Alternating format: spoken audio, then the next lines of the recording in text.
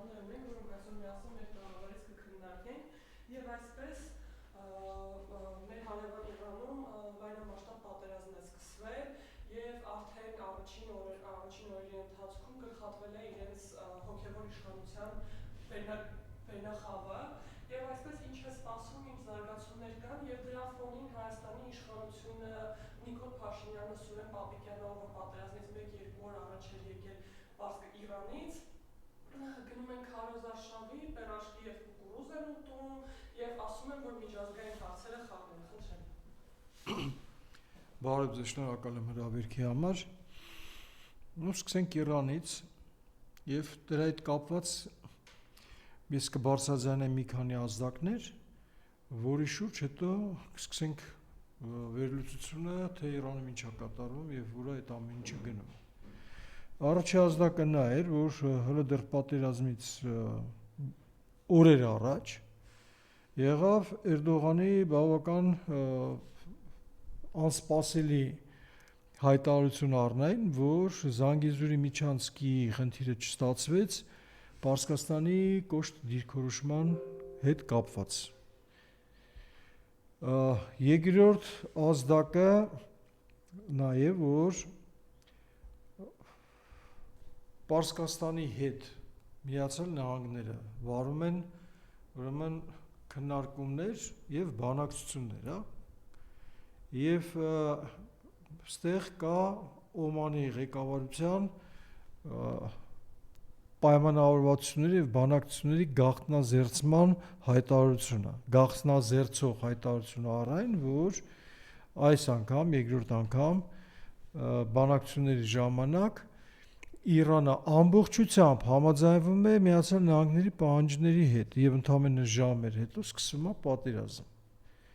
Մյուս ազդակը, որը ժամկետով համարը 1 տարի հետ է գնում, նույն բանը կրկնվեց, երբ որ առաջի անգամ ամերիկա-իսրայելական զորքերը հարձակվեցին Պարսկաստանի վրա։ Այնտեղ նույնպես գնում էին բանակցություններ, այդ բանակցությունների ժամանակ ասում են, որ շատ կոնստրուկտիվ է գնում եւ բավական լավ առաջընթաց կա եւ շուտով կլինի համապարփակ լավ ուժեղ պայմանագիր ու ընդամենը 1-2 օր հետո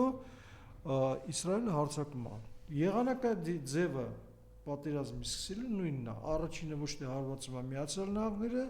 այլ Իսրայելը, թե առաջի պատերազմի ժամանակ, թե երկրորդ։ Եվ հետո դրանից հետո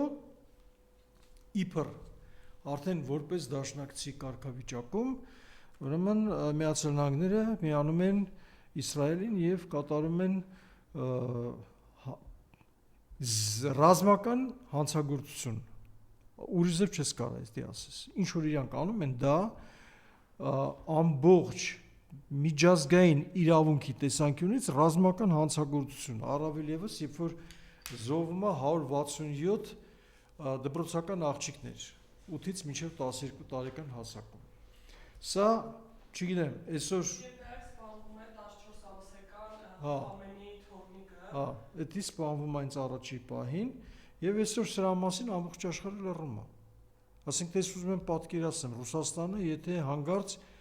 Ուկրաինայում վերացներ մի հատ տես դպրոց, որտեղ մի 167 երեխա լիներ։ Կամ տեսել եմ։ Կամ ասենք թե, չգիտեմ, Միացյալ Նահանգներում ունենց մի հատ մի բան լներ, ասենք թե ոչ թե Մանհեթեն լներ 2001 թվականի սեպտեմբերի 11-ին, այլ կոնկրետ մի հատ դպրոցին խփեին։ Սաղ աշխարհը օր ու գիշեր դրա մասին էր խոսելու։ Պարսկաստանի դեպքում քար լռություն, միջազգային հանրությունը ընդհանրապես ոչինչ չի ասում։ Ցավոք սրտի սրա մասին նաև շատ նենց թրուցիկ են խոսում Իրանի ռազմավարական դաշնակիցները, որը ինձ համար մի քիչ անհասկանալի է։ Երրորդ ազդակը նա է, որ որևէ մեկը չէր սպասում, որ Իրանը ի տարբերություն առաջի պատերազմական գործողությունների ժամանակ կսկսի հենց միանգամից անմիջապես պատասխանել ուրեմն այդ հարվածներին Իսրայելի կողմից հասցված։ Բնական է, որ ինձ համար անհասկանալի է ոնց ստացվեց, որ հետախուզությունը տենց լավ աշխատեց եւ միանգամից մի հարվածով ղեկավար մարմինը ամբողջությամբ եւ հոգեվորական եւ ռազմական վերնախավը միանգամից զոհվեց մի հարվածից։ Սա խոսում է նրա մասին, որ Մոսադը եւ ՑՌՈ-ն ԿՀՎ-ն ունեն բավական խորքային գործակալական ցանց գործող Պարսկաստանում եւ շատ հնարավոր է հենց վերնախավ։ Ուրիշ կերպ դա բացատրելի չի։ Եվ Իրանի իշխանությունները թե ինչքան էլ զբաղված են հիմա պատերազմով, չզբաղվեն սրա բացահայտումներով, ուրեմն իրանց խնդիրը ամենօրյա ռեժիմով բարդանալու է եւ վատանալու է։ Կա եւս մի ազդակ, որը ընդամենը լուրերի կարգավիճակով հերքում հələ չի եղել, որ հենց այդ հարվածը, որից զոհվեց այդ ամբողջ վերնախավը, իրականացվել է Ադրբեջանի տարածքից։ Այն որ Ադրբեջանում նորակառույց օդանավակայաններում իջել են մեծ քանակությամբ F-35 ամերիկյան մակնիշի, ուրեմն իսրայելական օդուժի կործանիչները, դա հաստատ է, սրա մասին խոսք չկա, դա հաստատված փաստ է, ինչի պատճառով մոտավորապես պատերազմի երկրորդ օրվա կեսից սկսած Պարսկաստանը ամենավերջում նաև փակեց իր օդը Ադրբեջանի հետ, մինչև այդ բոլորը դեռ փակել, Ադրբեջանի հետ բաց էր, նաև փակեց Ադրբեջանի հետ։ Հիմա իրականությունը պատերազմի գտնվում է հետևյալը, առաջինը բնականաբար ինչքան էլ կթվա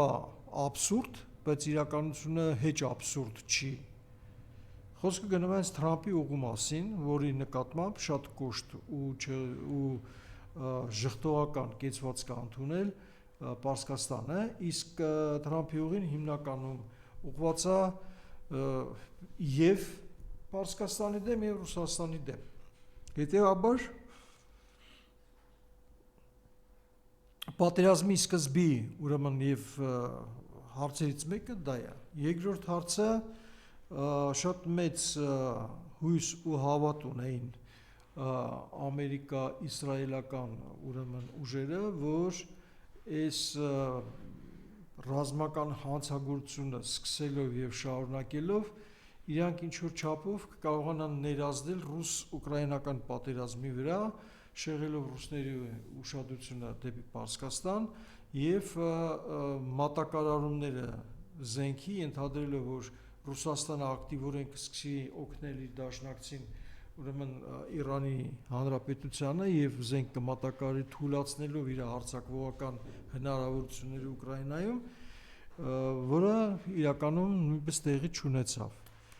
Եվ մյուս պատճառաբանում է իբր թե որ Ռուսաստանը երբեք պետք է չունենա ատոմային զենք։ Մենք ընդամենը 3 լսեցինք, Իսպանիայի ղեկավարի հայտարարությունը, որ իրանք պատրաստ չեն հերթական անգամ ուրեմն ընկնել Միացյալ Նահանգների խաբեբա սրիկա ուրեմն ծուղակների մեջ։ Եվ օրինակ էր բերում, որ սկսվեց պատերազմը Իրաքի դեմ ինչ-որ մի հատ քիմիական զենքի մասին թափ էին տալիս, ցույց էին տալի, որ սենց, հետո ես չգիտեմ Լիբիայում նույն պատմությունը սկսեցին գնդակոծել, հետո Հարավսլավիայի օրինակը բերեց եւ սենց շարունակ, այսինքն բազմաթիվ բաներ բերեց, որտեղ որ ինքը ցույց է տալի, որ ինքը ողջամիտ գրագետ մարդ է եւ բնականաբար չի միանալու ուրեմն այս Միացյալ Նահանգների կողմից հրահրված հարվածներին։ Շատ հետաքրքիր էր եւ ինձ համար անսպասելի, որ նույն կեցվածքը ընդունեց նաեւ Մեծ Բրիտանիան, բայց այստեղ շատ հետաքրքիր պահվածք կա Բրիտանիայի մոտ, որը ասում է ինքը չի միանալու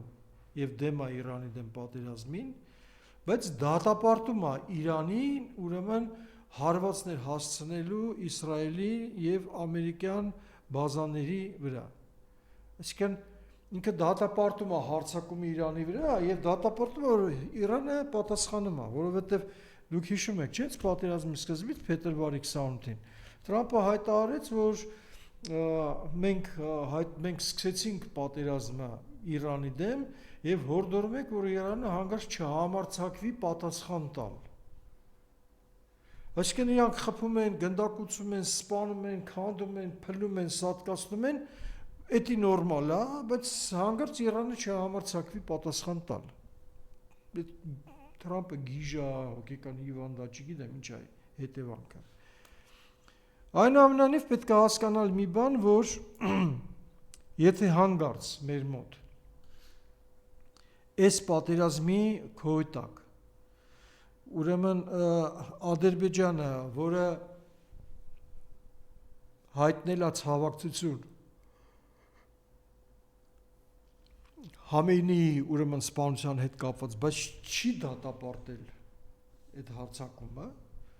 խաղում է փաստորեն Միացյալ Նահանգների եւ Իսրայելի ուրեմն կանոններով, որին իդեպ նաեւ դեմ է Թուրքիան։ Եվ եթե այս պարագայում Ադրբեջանը որոշի չեղել հայտարել բոլոր այդ գերագույն մեր ներքին թշնամու կեղծ խաղաղասիրության հետ կապված հարցերը եւ մտնի Հայաստան, իրան ոչ մեկ չի դատապարտի, ոչ մեկ մատը մատին չի խփի կանգնացնելու, միակ իր հակառակորդը լինելու հայկական բանակը, որ էապես թուլացած, կազմաքանդված եւ կառավարման տեսանկյունից շատ թերի վիճակում է։ Հետեւաբար այն պարագայում, երբ որ ստեղ փաստացի այսօր, եթե Իրանը կանգուն է եւ կարողանում է երկարատև դիմադրություն ցույց տալ եւ բնականաբար այս պարագայում եթե Ադրբեջանը փորձի մտնել Հայաստանի կնայև խփելու Ադրբեջանին, որտեղ հասկանում է, եթե մտա ուրեմն Հայաստանի տարածքից էլ ունենալու ուրեմն իսրայելական զինուժերի ուրեմն ներազդման վտանգը, հա։ Ուրեմն փաստացի այսօր Պարսկաստանում լուծում է Հայաստանի բախտը ու շատ մոտ ապագայի հեռանկարով եւ ընդամենը 1 օր առաջ այնտեղ եղած Պապիկյանը վերադառնում անդից եւ այս Բոշեկի հետ միասին պերաշկի են ուտում ինչ որ քարոզարշավի ժամանակ։ Այն մի Բոշան, որ ընդամենը 24 ժամ հետո է ուրեմն հայտնում ցավակցություններ Իրանի Հանրապետությանը Խամեյնիի զոհվելուց հետո մարդիկ պերաշկի ու կուկուռուզ են ուտում, այսինքն իրանց համար իրանք եւ հայտարարությունը, որ այսօր աշխարհում խառն է, այդ աշխարհում որ խառն է նոր ես հասկացել, արա։ Թե պերաշկի ուտելուց հասկացալ, այդ պերաշկի մեջ ինչ որ նենց բաղադրություններ կար, սնունդի, որոնք վդրուկ ազդեցին քո ուղիղիդ վրա ու դու վդրուկ հասկացար, որ աշխարհում խառն է վիճակը։ Հայաստանը ինչ դիրքորոշում ունի սրա հետ կապված։ Հայաստանը որոշակի գործողություններ, քայլեր կատարում է, թե չէ։ Ադրբեջանը հենց հիմա ամբողջ զինված ուժերը բերել է համար 1 մարտական պատրաստականության մեջ։ Հաշվի առնելով, որ հնարավոր է Պարսկաստանը խփի Ադրբեջանին։ Իսկ հնարավոր չի, որ հայտարարած համար 1 մարտական ուրեմն պատրաստվածությունը նշանակում որ կարող է եւ մտնեն Հայաստան։ Հայաստանի դիրքորոշումը պերաշկի ուտելն ու կուկուռուզ ուտելն է, ես այդ եմ ուզում հասկանամ։ Խնդրում եմ դրա բացատրություն տվեք։ Այսօր այս ամեն ինչի ուրեմն կիզակետում կայանում է նա, որ Պարսկաստանը կարողանում է առայժմ ըստ երևույթին բավական լավ պատրաստվել է եւ շատ օրինակելի է։ Այսինքն հիմա պետությունը իր կյանքի համար դրել է ամեն ինչ ու պայքարում է բոլոր իր մոտ եղած հնարավորություններով։ Ամբողջությամբ շատ են հակադիր հարվածները, շատ հզոր են իր հակառակորդները։ Միանշանակ շատ հզոր են եւ շատ ուժեղ են Իրանից։ Բայց Իրանը պայքարում է, կռվում է եւ պետք է ասել շատ լուրջ վնաս է հասցնում այդ իր թշնամիներին։ Ես համոզված եմ, որպես նախկինում զինվորական լինելով իմ վերլուծությունն է այն, որ ընդամենը այն հանգամանքը, որ Իրանը հանդիսանալով ՇՕՍ-ի եւ ԲՐԻԿՍ-ի անդամ եւ այդ երկրներից որևէ պաշտպանություն, այսօր փաստացի կարելի ասել Իրանը մենակով է կռվում 15 երկրի հետ, մենակով, բացարձակապես մենակով, բայց որ կգա օրհասական պահը, որ շոսի և բրիքսի պետությունները ուզեն թե չուզեն, կմիջամտեն այս պատերազմին, Չինաստանի մակարդակով, Կորեայի մակարդակով, նաև Ռուսաստանի մակարդակով, ես դրանում չեմ կասկածում, ինչի դա հենց հիմա չեն անում, որովհետև էլեմենտար զինվորական հաշվարկներ է այդում, որը ինձ համար հասկանալի է, ընդունելի է, ընդունելի չի, դա ուրիշ հարց է, բայց ինձ համար հասկանալի է։ Այսօր ոչ մեկին պետք չի, որ Իրանը լինի այնքան ուժեղ, որքան ինքը հիմա իրան դրսևորում է։ Եվ հետևաբար այս հիմի գործողությունների մեջ թուլանում է, էական թուլանում է և Պարսկաստանը, էական թուլանում է Միացյալ Նահանգները և Իսրայելը։ Ինձ թվում է բոլորը կսպասեն այն կիզակետին, երբ որ արդեն որևէ բան այլևս Իրանը անելու հնարավորություն չի ունենալու իր ինքնիշխանությունն ու իր պետականությունը պահպանելու համար, ստեղ արդեն գործի են դրվում իմ նշված պետությունների իրանց սեփական շահերը, որովհետև եթե նշանակում է մի բան, որ Ամերիկան և Իսրայելը հաղթում են Իրանին, այդ նշանակում է, որ նորից ձևավորվում է միաբևեռ կառավարում աշխարհում և Ամերիկան, Իսրայելը հաղթում են բոլորին, ու բոլորին, կներեք տարածեմ, բոլորին կզծրած են ունենում։ Հետևաբար և Չինաստանին, և Ռուսաստանին, և Կորեային, և մնացած ուրիշ պետություններին։ Հետևաբար այդ պետությունները պետք է հասկանան, ես կարծում եմ հասկանում եմ, դու հաստատեց իրանցից խելացի չեմ, որ ոնց որ ՆԱՏՕ-ն է ասում, որ մենք թույլ չենք տա Ռուսաստանին հաղթել ուկրաինական պատերազմում, նույնն էլ ստեղ, ասենք թե միացյալ պետությունների ուժերով արվելու ամեն ինչ, որ թույլ չտան Իսրայելը և Միացյալ Նահանգները այս պատերազմում հաղթեն։ Կորեան արդեն հայտարարել է, որ ոչ թե պատրաստ է, այլ կոնկրետ տրամադրելու է իր ուրեմն հրթիռները Պարսկաստանին պաշտպանվելու համար, այս պահին Ռուսաստանի և Չինաստանի զինվորականները տրամադրում են Պարսկաստանին ամենաճշգրիտ հետախուզական տվյալները, որը բավական լուրջ օգնություն է ուրեմն Պարսկաստանի համար, և ես կարծում եմ, որ առնվազն գոնե մեկ շաբաթ մենք պիտի համբերատար սպասենք, թե ինչ բեկում է ունենալու այս պատերազմը։ Իմ մոտ կա, չգիտեմ ինչի խորին համոզմունք, որ իմ ասած վերլուծությունը անում են նաև Իսրայելը և Միացյալ Նահանգները, և երբ որ իրանք կզգան, որ բավարար չափ, իրանց ուզածի չափով գոնե կարողացել են թուլացնեն ուրեմն Պարսկաստանին, կգտնեն կամ կփնտրեն դիվանագիտական ճանապարհներ պատերազմը կանգնացնելու համար։ Բնականաբար ակնկալել, որ Միացյալ Նահանգներն ու Իսրայելը կպարտվեն ստեղ Պարսկաստանին, դա միամտություն է, տես բան չի լինելու, բայց ստեղ կա հնարավորություն, որ դիմադրությունը, համարձակությունը, խիզախությունը դրսևորվող Իրանի ժողովրդի կողմից գոնե թույլ չի տա, որ ուրեմն Ամերիկան ու Իսրայելը հաղթեն այս պատերազմը, այսինքն կլինի իրավիճակ, երբ որ չեն լինի հաղթողներ և պարտվողներ։ Ամենալավ տարբերակը ավարտից սա է։ Բայց այս ամեն ինչի հետ կապված մենք ունենում ենք շատ հետաքրքիր, ես ուզում եմ սրան անդրադառնալ, որտեղ բավական լուրջ փոխկապվածություն կա այս ամեն ինչի հետ կապված։ Ինչի հաշվին են Նիկոլ Փաշինյանն և Արեն Սիմոնյանը այսպես ցինիկացել, այսինքն ազգային ժողովում իրենց արած հայտարարությունները, Փաշինյանը երեք կրկին հունից դուրս էր եկել կառավարության հետ հարց ու պատասխանի ժամանակ, երբ որ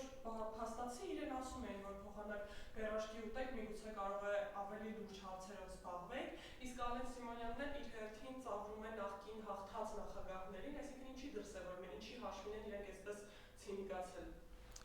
Նայեք, անպատժելիության մթնոլորտը մեկ, ինքնավստահության մյուս կողմից, ինքնավստահության ուրեմն կորուստի կամ տատանվելու կամ ցնցվելու հետ կապված 3 եւ ամենակարևորը որ ընտրությունների հետ կապված եթե մեն բավական ակտիվ ուրեմն համախմբումներ ընդդիմադիր դաշտում որը իրանք չէին սպասում եւ այստեղ հարկավոր է շատ ակտիվ ներազդեցությունը բնակչության գիտակցության վրա եւ այդ բնակչության գիտակցության մեջ ոչ թե ամրապնդել կամ ցանկանալ բարձրացնել ՔՊ-ի ուրեմն ռեյտինգը, որը հիմա այս կարծում եմ անհնարին է, այլ որպեսզի հնարավորին չափ ներազդեն ընտրություններին հնարավորինս քիչ մասնակցություն ապավելու համար։ Առաջ անգամ դա իրանց մոտ ստացվեց եւ դա բերեց նրան, որ իրանք կարողացան հաղթեն, չնայած շատ լուրջ խախտումների, շատ լուրջ ուրեմն տեսակի ուրեմն խարդախությունների, վարչական ռեսուրսների կիրառմամբ եւ այլն, լցոնումներով եւ մնացած այլ կեղծիքներով, հա, հասկանալով որ դա աշխատող մեխանիզմ է, իրանց համար շատ կարեւոր է նաեւ այդ գործողությունների շնորհիվ նաեւ ինչ որտեղ զզվանք առաջացնելով ՔՊ-ի նկատմամբ ստիպել ժողովրդին, որ ժողովուրդը չկողմնորոշվի ում համար ինչ անի, ոնց անի, չգա ընտրատարածքներ եւ կատարի ընտրություններ։ Եվ ստեղ արդեն կիրառելով եւ վարչական ռեսուրսները եւ իր համար 100%-անոց զանգված է, էդի ուրեմն LGBT համայնքն է, էդի ուրեմն աղանդավոր ուրեմն բոլոր ուղղություններն են Հայաստանում, էդի ուրեմն այն տեսակնա մարդկանց, որոնք գիտեն, որ կամ դատվելու են, նստելու են, կամ ծայրահեղ աղքատանելու են, կամ շատ վատ վիճակի մեջ են ընկնելու, դες իշխանությունները գնան։ Ու սենց եւ այլն հանգամանքներ կան, որը կարան ներազդեն մեր բնակչության վրա եւ մեր բնակչությունը չգա տեղամասեր ընտրություններին։ Ես ուղղակի արդից օգտվելով ուզում եմ խնդրեմ մեր բնակչությանը ձեզանից դա ոչինչ չի գնում, ոչինչ բացարձակապես, ընդամենը ժամանակ եք կորցնում, բայց եկեք մի հատ հասկանանք ձեր պատասխանատվությունը այս պետության ապագայի նկատմամբ, պետք է գնալ ընտրատարածքներ եւ ընտրություն կատարել, ես չեմ ուզում հիմա խոսամ, որովհետեւ օրենք եմ խախտելու, որովհետեւ հիմի պաշտոնական քարոզություն չի գնում, բնական է լավ էլ հասկանում եք բոլորը, ես ում կողմից եմ, բայց խնդրում եմ ժողովուրդ, եթե մենք կարողանանք 70-80 եւ դրանից ավել տոկոս ապահովենք տեղամասերում, ընտրատեղամասերում, ուղղակի քվեարկողների մասին է խոսքը, քվեարկություն անող կապ չունի ում համար, քվեարկություն անողների 70-80%-ը կարողանանք ընտրատեղամասերում ապահովենք, այս մարդիկ չեն կարող խարդախություններ անեն եւ վարչական ռեսուրսների կիրառմամբ հասնեն իրենց նպատակին։ Եկեք այս մի բանը հասկանանք, անենք։ Պետք չի տունը նստել, պետք չի ասել, չէ, ոչ մեկի չեմ հավատում, առաջնորդ չկա, այս մեկը նախկին է, այս մյուսը կաշառակիր է, այս մյուսը ես չգիտեմ ինչ զիբիլ է։ Պետք չի, այս ամեն ինչ թողեք մի կողմ։ Ուղղակի եկեք այնտեղ ու քվեարկեք։ Դա շատ կարևոր է մեր պետության, մեր պետականության համար, մեր իրոք բոլորիս ապագայի համար։ Դա շատ կարևոր է մոտ ապագայում իմ փոքր երեխաների չցեղասպանվելու համար։ Ես չեմ ուզում, որ իմ երեխաները այն 167 աղջիկ երեխաները, որ զոհվեցին, այդ բախտին առաջանան։ Իսկ մեզ հիմի կանգնացել են այդ վտանգի առաջ։ Չի կարելի, պետք է անպայման մենք գնանք այդտեղ եւ զբաղվենք այդ հարցերով։ Ինձ համար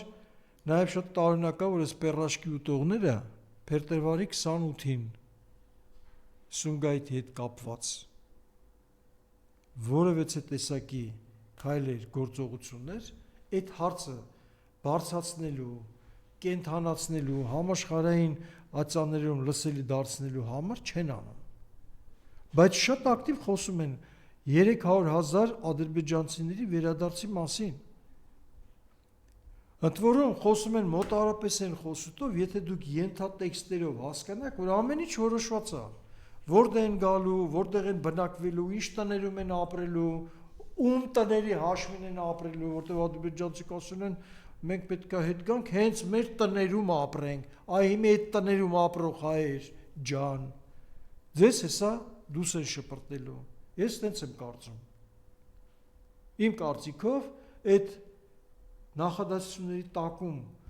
հնչնող այդ հարցերը, որ դու վերադառնան, բա Սումգայիթից ու Բաքվից գաղթած մեր հայրենակիցները, որոնց մորթել են, ցեղասպանություն են իրականացրել,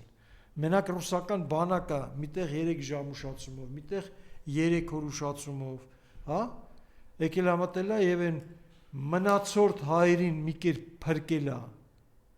եւ տարբեր ուրեմն ճանապարհներով մի կերպ հեռացրել են, բերել են Հայաստանով, մինչև հիմա ապրում են ամենավատ պայմաններում, փախստականների համար հատկացված հանրակացարաններում եւ այլն եւ այլն։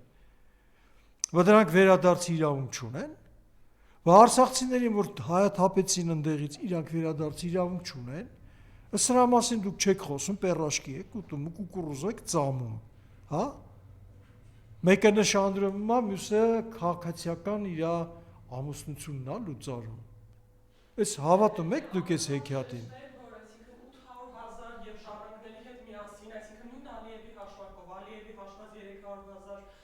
Ադրբեջանցին, որ պետք է վերաբնակեցվի, դա արդեն ժառանգների հաշվով, որտեղ Հայաստանի Հանրապետությունում երբեք չի ապրել այդքան շատ ադրբեջանցի, իսկ այդ Բաքվում, Սումգայիթում, Կիրովաբադում, Գանջայում եւ ընդհանրապես մնացած այդ տարածքներում ավելի քան 800,000 հայ է ապրել։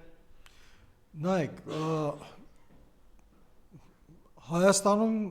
ասեմ ձեզ քիչ չեն եղել ադրբեջանցիների ուրեմն զանգվածը,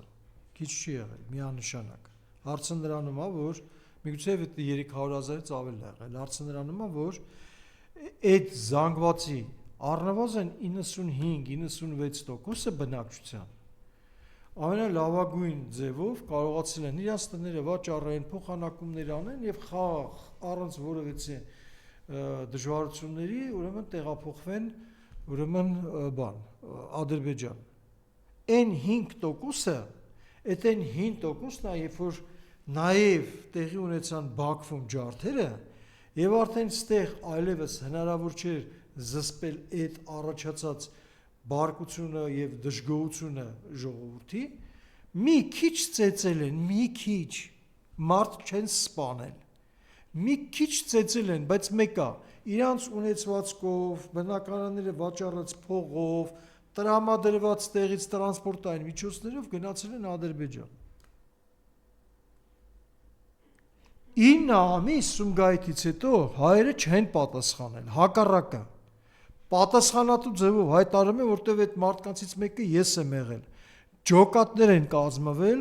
որոնք ուղղվել են ադրբեջանաբնակ վայրեր, որ հանգարց հայերը հաշվի հարդար չունենան ուրեմն ադրբեջանցիների հետ։ Հաշվի առնելով, որ իրանք մեր հայրենակիցներն են, քույրերն են, եղբայրներն են, միասին են ապրում եւ այլն եւ այլն։ 9 ամիս հայերը Սումգայիթի դեպքերին, Կիրովաբադի դեպքերին, Ղոջալույի դեպքերում, որտեղ իրանք իրականացրին ցեղասպանությունը, հենց իրանք սեփական ժողովրդի դեմ մի շարժ են անում հայերի վրա։ 9 ամիս հայերը չեն պատասխանել։ Ինչի մասին է խոսքը։ Բնականաբար, հա, դե այս 800,000 հոգու չէ լինելու, չէ բարձրաձայնելու այդ հարցերը։ Այս մարդը բանի Վենցի գալու ժամանակ չի ուղեկցում ցեղասպանության զոհերի հիշատակի ուրեմն հուշահամալիր, վախենում է, ամաչում է։ Ինչի մասին է խոսքը։ Ցեղասպանության հարցը փակված է։ Ցեղասպանության թանգարանից անետացել են բավական լուրջ քանակությամբ կարևոր փաստաթղթեր։ Մինչև հիմա այդ հարցում ազգային ժողովում արվել է, պատասխանը չենք լսել, չգիտենք պատասխանը։ Ընդդիմություն ինչի չեք հետևողական պահանջում, որ ձեր հարցերին կպատասխան տա, ոչ թե կռուտի տանելով, ֆռսնելով, մի հատ էլ ձեր վրա ինչ որ մի հատ խեղկատակ ուրեմն խոխմաներ անելով, ձեռ առնելով, ուրեմն կռուտի տանի ու չպատասխանի։ Ինչի վճռական միջևեր չեք գնում ձեր հարցերին տված պատասխանները ստանալու համար։ Ես խնդրում եմ ընդդիմություն, ես եմ ձեզ ընտրողներից մեկը։ Պահանջում եմ ձեր տված հարցադրումների պատասխանը սպառից ստանալու համար։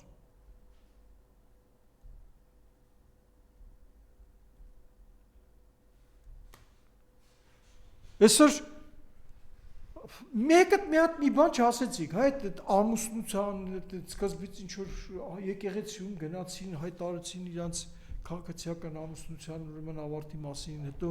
այս Աննան ինչ որ հայտարարում, հետո ինչ որ զարդերա դնում, որ ինքը հետի վերադարձնում է, որ ինքը դուրս է գալի կառավարական տնից, բայց ինքը շարունակելու է տնօրինել ՔՓ-ի հիմնադրամը։ Այդ ամեն ինչի մեջ արա այդքան ակնհայտ չի, որ էսի դերասանությունն է ու հերթական, ասենք թե ամբողջ այս բնակչության գլխին պոպոկ ջարդել է։ Ընդ որում պոպոկ ջարդելն է չագուչով դնում են ու թեթև չեն ջարդում, որ մեջին է հանում, լղկելու համար, հավես են ստանում, էլի։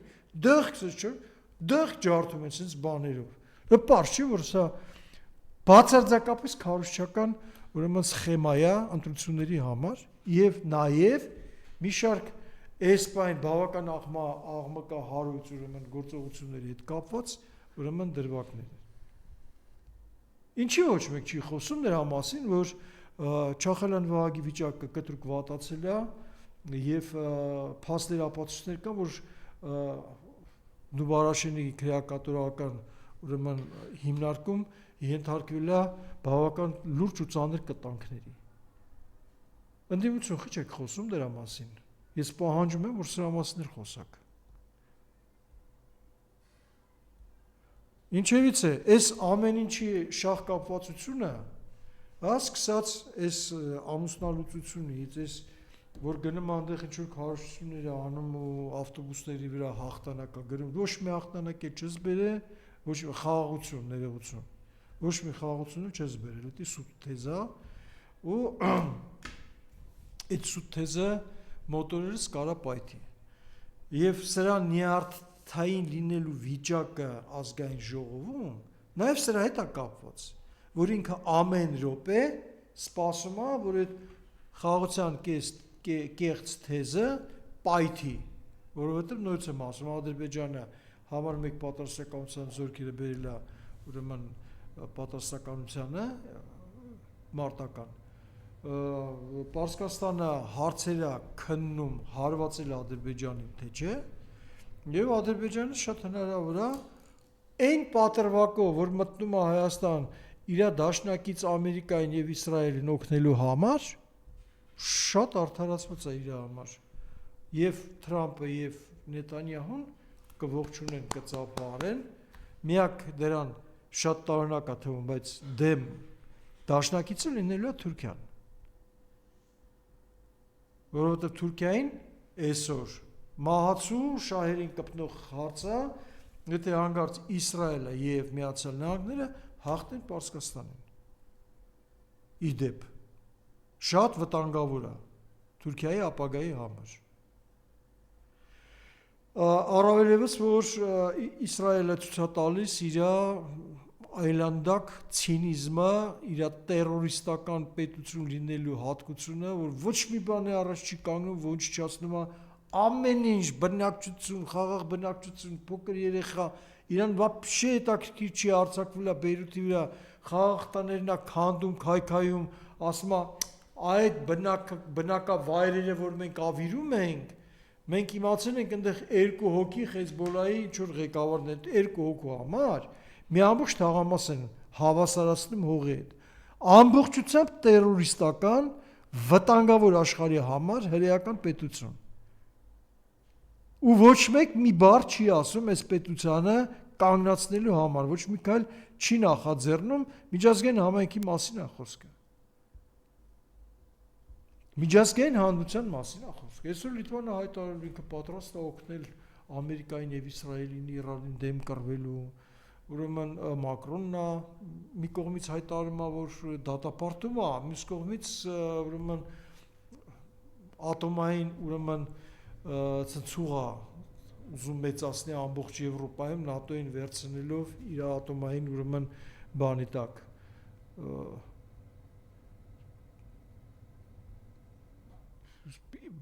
կատարում է հիմա զինավարժանքներ ատոմային հրթիռները ուրեմն ինքնաթիռների վրա ամրացված վիճակում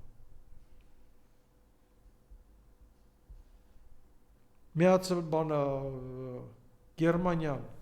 վերհիշել է իր նացիստական անցյալը եւ հենց հիմա իրան պահում է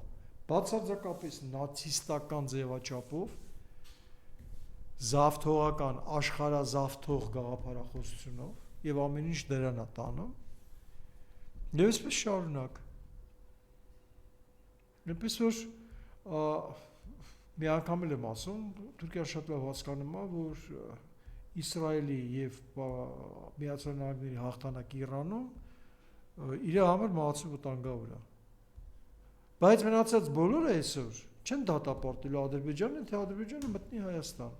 ու եթե մտավ Հայաստան այսօրվա օրերին խաղաղության թեզը փլվում է միանգամից ու ինքը շատ լավ էդի հասկանում է ասեղների վրա է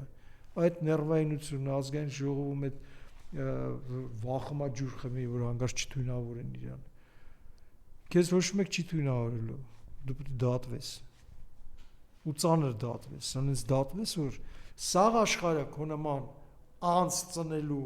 իշխանության բերելու հետո հասկանա ինչքան վատ է դա լինելու հետևանքի տեսանկյունից հենց որ